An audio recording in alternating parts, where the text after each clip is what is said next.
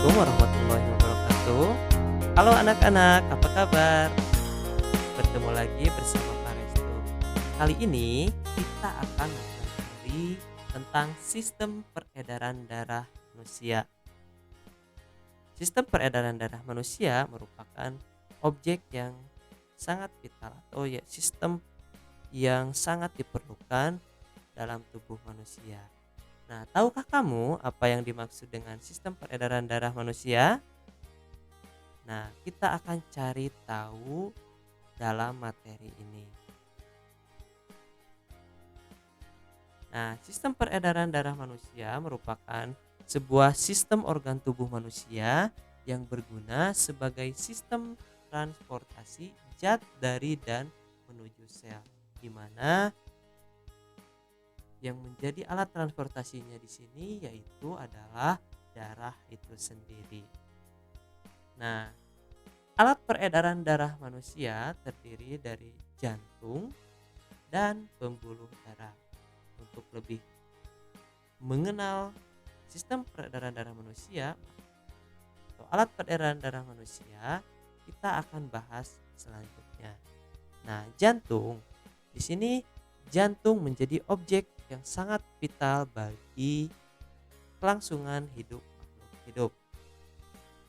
Nah, di mana karena jantung di sini berfungsi untuk memompa darah ke seluruh tubuh. Di mana apabila jantung berhenti berdenyut, maka berhenti pula darah yang menuju ke seluruh tubuh. Sehingga apabila jantung berhenti berdenyut, maka manusia atau makhluk hidup akan mengalami kematian. Nah, jantung terletak di rongga dada sebelah kiri. Kita dapat merasakan dengan cara menempelkan tangan kita di rongga dada sebelah kiri. Nah, nanti akan terasa denyut jantung. Nah, jantung berada di dalam rongga berisi cairan yang disebut dengan rongga perikardia. Ukuran jantung itu yaitu sebesar genggaman tangan manusia. Nah, bagian-bagian jantung terdiri dari serambi kiri, serambi kanan, bilik kiri, dan bilik kanan. Nah, di sini serambi kiri berfungsi untuk menerima darah dari paru-paru menuju ke bilik kiri. Darah yang dari paru-paru ini yaitu darah yang kaya oksigen dan dilanjutkan ke bilik kiri. Nah, fungsi dari bilik kiri adalah menerima darah dari serambi kiri dan dipompa atau dibawa ke seluruh tubuh. Jadi yang dipompa dari bilik kiri adalah darah yang kaya akan oksigen. Sedangkan serambi kanan berfungsi untuk menerima darah dari seluruh tubuh yang kaya akan karbon dioksida, kemudian membawanya ke bilik kanan. Nah, bilik kanan menerima darah dari serambi kanan dan membawanya ke paru-paru. Jadi darah yang dibawa atau yang dipompa dari bilik kanan adalah darah yang kaya karbon dioksida. Karena nanti di paru-paru akan terjadi pertukaran dari karbon dioksida dengan oksigen. Nah, untuk lebih jelasnya kita akan pelajari tentang sistem kerja jantung. Nah, tugas jantung dalam proses memompa dan memasok darah ke seluruh tubuh tidaklah sederhana.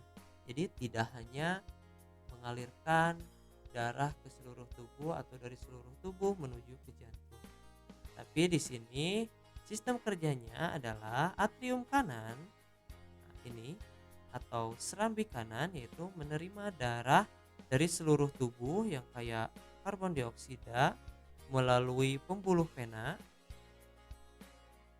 atau pembuluh vena cava yang kemudian dialirkan ke vertikel kanan atau bilik kanan.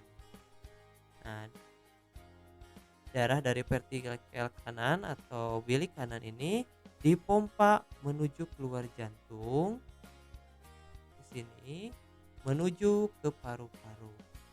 Nah, di dalam paru-paru tersebut terjadilah pertukaran karbon dioksida dengan oksigen. Nah, nanti baru darah yang kaya oksigen lalu dipompakan masuk ke atrium kiri atau serambi kiri.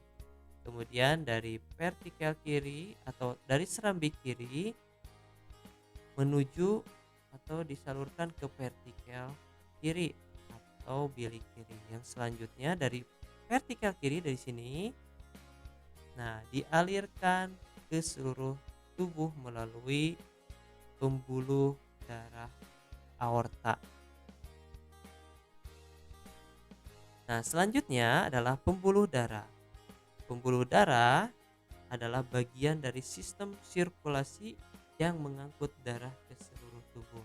Atau bisa dikatakan bahwa pembuluh darah ini adalah selang atau tempat mengalirnya darah baik yang menuju ke seluruh tubuh atau dari seluruh tubuh ke jantung. Nah, pembuluh darah ini terdiri dari 3 jenis, yaitu pembuluh darah arteri, pembuluh darah kapiler, dan pembuluh darah vena. Bagian-bagian pembuluh darah yang pertama yaitu pembuluh darah vena. Nah, untuk pembuluh darah vena dapat kita lihat di bagian-bagian tubuh kita. Biasanya pembuluh darah vena itu berwarna lebih gelap dan dapat kita saksi atau dapat kita lihat secara langsung di bagian tubuh kita. Biasanya ada pembuluh darah vena itu terlihat gelap ya. Nah, selanjutnya ada pembuluh darah arteri. Nah, ini adalah biasanya tidak terlihat karena ini ada pada bagian-bagian tertentu atau bagian dalam dari tubuh kita. Nah, selanjutnya ada pembuluh darah kapiler. Nah, terus bagaimana darah dapat beredar ke seluruh tubuh kita? Nah, dari sebelum kita sana, kita harus mengetahui dulu apa fungsi dari pembuluh vena. Di sini pembuluh vena berfungsi membawa darah kapiler kembali ke jantung. Jadi, pembuluh darah vena ini mengalirkan darah yang kaya karbon dioksida menuju ke jantung. Nah, dari jantung tadi baru dikirimkan ke paru-paru. Di sana terjadi pertukaran darah yang kaya karbon dioksida atau terjadi pertukaran karbon dioksida dengan oksigen. Nah, darah yang kaya oksigen lalu dipompakan ke arteri, sehingga fungsi dari arteri adalah membawa darah dari jantung ke seluruh tubuh. Yaitu yang dibawanya itu adalah darah yang kaya akan oksigen. Sedangkan kapiler sendiri berfungsi sebagai tempat pertukaran sebenarnya air dan bahan kimia antara darah dan jaringan sekitarnya. Anak-anak, bagaimana darah dapat beredar ke seluruh tubuh? Yuk kita cari tahu ya pada materi selanjutnya. Nah, darah dapat beredar ke seluruh tubuh melalui sistem peredaran darah. Darah beredar di dalam tubuh kita melalui 2 sistem peredaran darah, yaitu yang pertama adalah peredaran darah besar dan yang kedua adalah peredaran darah kecil.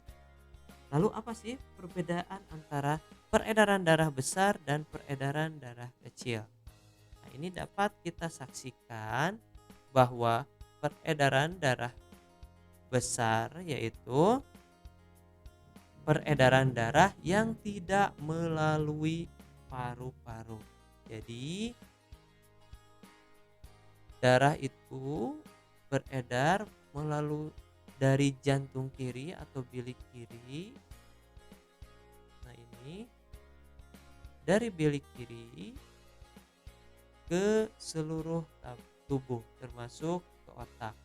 Ini ada yang masuk ke otak, ada yang masuk ke seluruh tubuh, kecuali paru-paru ini tidak terlewati oleh peredaran darah besar. Nah, dari seluruh tubuh tersebut, nah kembali lagi ke jantung, yaitu serambi kanan. Nah, ketika keluar, darah yang dibawa adalah darah yang kayak oksigen ke seluruh tubuh serta bagian otak. Nah, sedangkan dari seluruh tubuh, darah yang dibawa adalah darah yang kaya akan karbon dioksida. Nah, selanjutnya adalah peredaran darah kecil. Nah, dapat kita saksikan pada gambar peredaran darah kecil, yaitu jantung atau bilik kanan, yaitu darah dari jantung. Nah, ini. Nah, darah dari jantung atau bilik kanan yang kaya karbon dioksida, yaitu dipompa. Nah, ini dipompa keluar menuju paru-paru. Nah, dari paru-paru lalu dipompa kembali menuju jantung atau serambi kiri. Jadi di paru-paru ini terjadi pertukaran dari karbon dioksida menjadi oksigen, sehingga ketika keluar ke sini, darah yang dibawa adalah darah yang kaya oksigen. Jadi bedanya antara peredaran darah dan peredaran darah besar dan peredaran darah kecil adalah di mana peredaran darah besar tidak melalui paru-paru. Jadi peredaran darah besar itu adalah peredaran darah dipompa dari jantung yang ini, bilik kiri, ke seluruh tubuh, ya, masuk ke otak, ke bagian-bagian tubuh lainnya, kecuali ke paru-paru. Nah, baru dari seluruh tubuh dipompa lagi ke jantung atau serambi kanan. Sedangkan peredaran darah kecil yaitu peredaran darah yang melalui paru-paru. Jadi dari seluruh tubuh nanti dipompa ke paru-paru untuk terjadinya pertukaran antara oksigen dan karbon dioksida. Baru setelah itu darah yang kaya oksigen memasuki jantung atau serambi. Oke, anak-anak, bagaimana, seru kan belajar tentang sistem peredaran darah manusia? Nah, yuk kita sekarang coba mengerjakan soal-soal latihannya. Oke, soal yang pertama, organ yang berfungsi memompa darah ke seluruh tubuh adalah apa coba? Ya, betul, jantung. Pertanyaan kedua, alat peredaran darah manusia yaitu apa? Jantung dan paru-paru, jantung dan pembuluh darah, jantung dan darah, atau darah dan pembuluh darah. Ya, betul. Alat peredaran darah manusia itu ada dua, yaitu jantung dan pembuluh darah. 3. Jantung dibungkus oleh lapisan yang disebut pleura, perikardium, diafragma, atau hemoglobin. Ya, betul. Perikardium. Selanjutnya nomor 4, jantung manusia di bagi atas.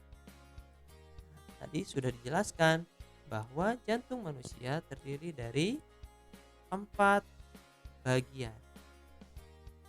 Ya, yaitu 2 serambi dan 2 bilik. Pembuluh darah yang mengalirkan darah kembali ke jantung adalah pembuluh darah. Nah, tadi sudah kita ketahui bahwa pembuluh darah yang mengalirkan darah kembali ke jantung adalah yang membawa darah kaya karbon dioksida, biasanya yang hitam. Nah, dapat kita lihat tangan kita biasanya ada pembuluh darah yang berwarna hitam kelihatan dari permukaan kulit. Ya, pembuluh apa namanya? Ya, pembuluh darah pena ya. Peredaran darah besar merupakan peredaran darah dari,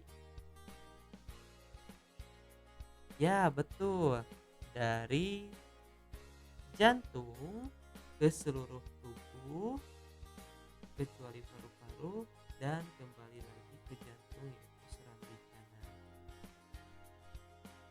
Nomor 7, peredaran darah kecil merupakan peredaran darah. Nah, kebalikan dari tadi ya. Iya, betul, yaitu melewati paru-paru. Jantung dari bilik kiri yang membawa darah kaya akan karbon dioksida menuju paru-paru. Nah, setelah dari paru-paru, darah yang kaya oksigen dimasukkan kembali ke jantung atau bilik. Nah, B ya jawabannya. Nomor 8. Bagian jantung yang berisi darah kaya oksigen yaitu, ya betul, serambi kiri dan bilik kiri. Bagian jantung yang berisi darah kaya karbon dioksida. Ya, di sini kita dapat lihat bagian jantung yang berisi darah kaya karbon dioksida. Ya, betul. Yaitu serambi kanan dan bilik kanan. Terakhir, pembuluh darah yang mengalirkan darah dari keluar dari jantung. Nah, ini memompa ke seluruh tubuh. Biasanya pembuluh darahnya itu ngumpet. Ya, adalah, ya betul, pembuluh arteri. Nah, nanti kalian coba kerjakan kuis-kuis berikutnya di aplikasi Quizzes yang akan Bapak kirimkan ya. Selamat mengerjakan. Sekarang kalian mudah-mudahan sudah lebih mengerti dengan sistem peredaran darah manusia. Jangan lupa belajar lagi ya di rumah, kerjakan kuisnya. Tadi baru 10, nanti kalian ada beberapa tambahan ya. Oke, selamat mengerjakan anak-anak. Assalamualaikum warahmatullahi wabarakatuh.